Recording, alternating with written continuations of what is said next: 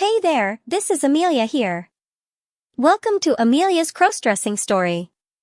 Today we are going to share a story called Trip to Paris Part 32. By Teddy. For more interesting and exclusive stories, please subscribe to my channel and support me at Patreon. They sat there, with him holding her, as she tried to calm herself down. Finally she was able to talk, and she told him the story. Ariane stopped by today, and she was upset. She told me that she and Henri had a big fight. And it started over our kiss, and that she had told him that she was curious about making love with a girl. I was upset because I had introduced them to Jamie. But she told me that she had always been curious about girls. One thing led to another, and we made love. I'm so sorry. And she started crying again. Honey, Jason said, relax. It'll be all right. No. No, it won't. I don't know if I ever want to see Ariane again. Easy. This wasn't like what you and Amy had. Was it? No. Amy was more of a comforting thing for me, taken a little too far. Ariane seduced me. I think she is really in love with me. In love with you? Yeah. Just the look in her eyes, and how she said things. I guess I was just too accepting of her kiss in Paris. I actually told her I liked the kiss. You liked the kiss? Yes. As a girlfriend kiss, not a lover's kiss. But I think she meant it as a lover's kiss. How do you feel about what happened today?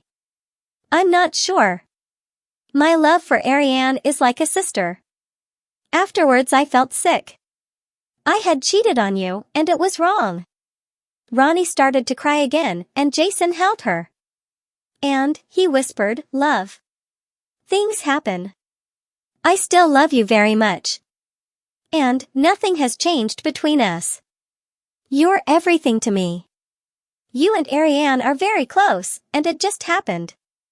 You really still love me? Yes. Very much so. You go clean up, and I'll finish supper. Then we'll talk more. All right.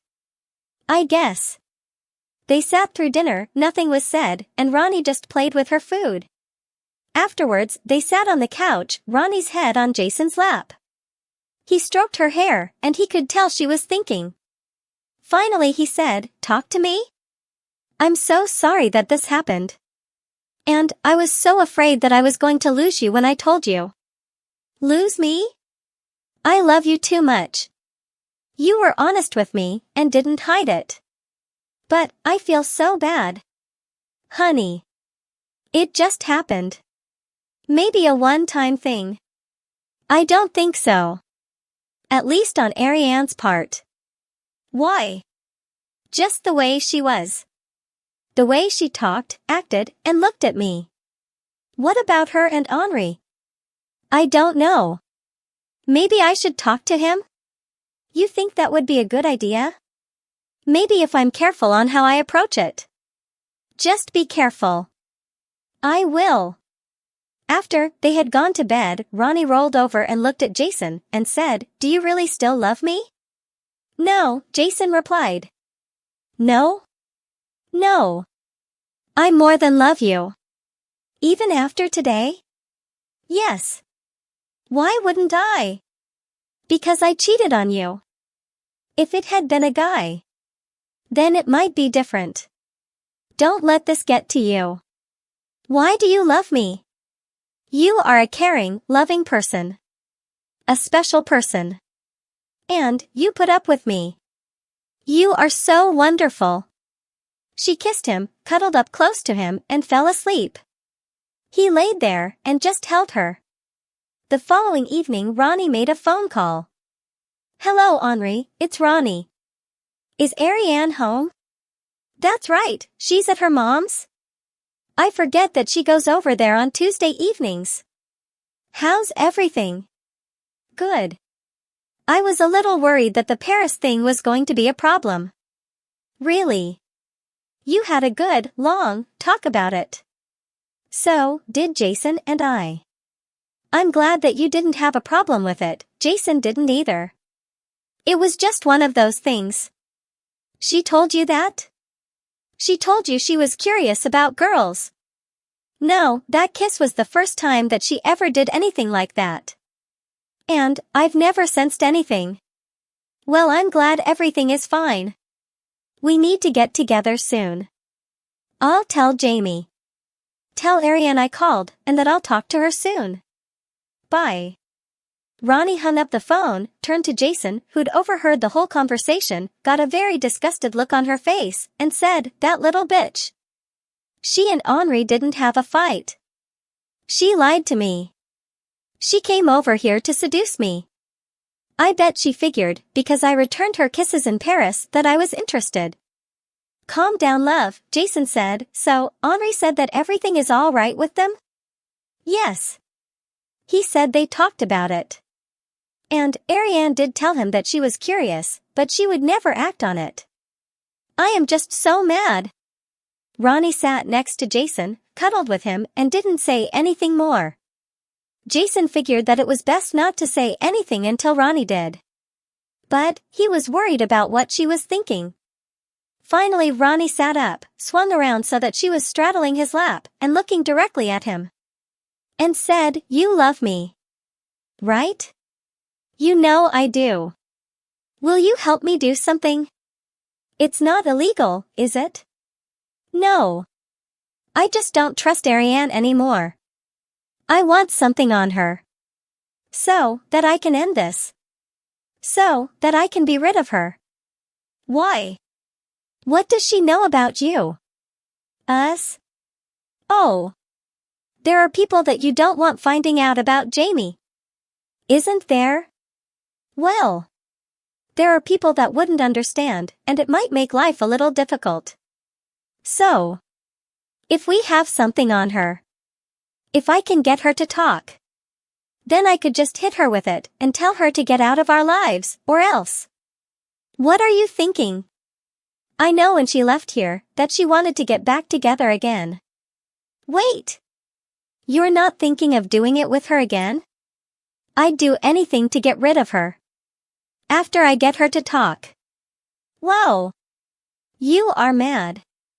But, will it be enough to get rid of her?" "You'd better believe I'm mad. I hate to be used and deceived. Especially this way. If I can get her to talk, I'll use it to make her understand I don't want her around anymore." "How could we record what happens, and what's said?" "Well. There are miniature video cameras and microphones. And maybe we could set something up." "But, you are really willing to crawl into bed with her again?" "Yes. It'll probably be the only way to get her to talk. She'll relax and feel comfortable telling me things if I ask the right questions." "How soon can we do this? Are we in a hurry?" "You bet. The sooner we get this over, the sooner we can get back to normal. Let me talk to some of the people at work tomorrow." "What are you going to tell them?" "I'm not sure. Maybe that we want to set up a short-term surveillance, because we think that someone is getting into the flat when we're gone." When Jason came home the following day, he found Ronnie in the kitchen, and as usual he gave her a kiss on the neck. She looked over her shoulder and smiled. Then he said, "Jacques, from work, is stopping by tonight." "Tonight?" "He plays around with video recording equipment. I told him that we thought someone was getting into the flat about once a week. That we had noticed that things had been moved, but nothing had been taken yet. And he said that he had the stuff to set something up for us." "Great. The sooner this is over, the better." Just after dinner, Jacques arrived, and it took him about an hour to place 3 cameras. One in the living room, one in the bedroom, and one in the kitchen.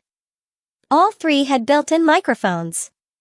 He said that the recorder would record all 3 cameras at the same time on CD, and they would be activated by a motion detector so that there wouldn't be any wasted recording. He showed Jason how to use the equipment, how to play back the recording, and copy it. Ronnie poured all 3 a glass of wine, and they sat for a while talking about the break-in, and what to do if they did record anyone. After Jacques had left, Jason asked, "Are you sure you're going to do this?" "I hate her. She lied to me. She used me. You're damn right I'm going to do it. But it means making love to her again. Not love. There's no love between us anymore. It'll just be sex. Boy, I'm really glad that you're not mad at me. Lover. I could never be mad at you. Ronnie cuddled up with Jason and started seducing him. It wasn't long before they were into one of their long sexual encounters. Later, as they lay cuddled together on their bed, she said, "As soon as possible." As soon as possible. What? He asked. I want to do this thing with Ariane as soon as possible. And I'll bet that I'll have to drink a bottle of wine first. I'm really surprised that you're going through with it. Love. I have to do this. And do it tomorrow. The next day, as Jason was leaving for work, Jason showed Ronnie how to start the equipment. They had moved the one camera from the kitchen to the bedroom and made sure that both cameras in the bedroom had a good view of the bed. The camera in the living room was set up to show the door and couch. Soon after Jason had left, Ronnie called Ariane. Hi, love. Yeah. I figured that you would have been back over by now. I miss you too. Well, I don't have any classes or work today. Really? You want to do that to me? Oh. It sounds like fun. 10 o'clock. Sure, that's fine. I can't wait. See you at 10. Love you too. After she hung up the phone, she thought, I'm going to be sick. I can't believe I said those things to her. She then called Jason and told him that Ariane would be at the flat at 10.